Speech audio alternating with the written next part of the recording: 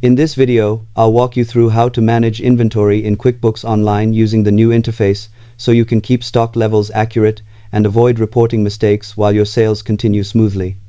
Start by opening the Sales menu from the left panel and heading into the Products and Services tab, which acts as your main inventory catalog where every item you sell or purchase is listed.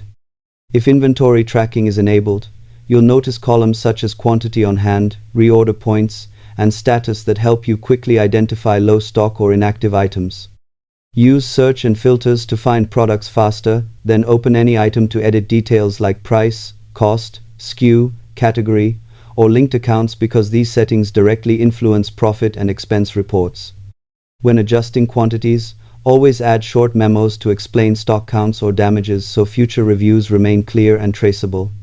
Making unused items inactive instead of deleting them preserves historical data and keeps your list organized without losing records.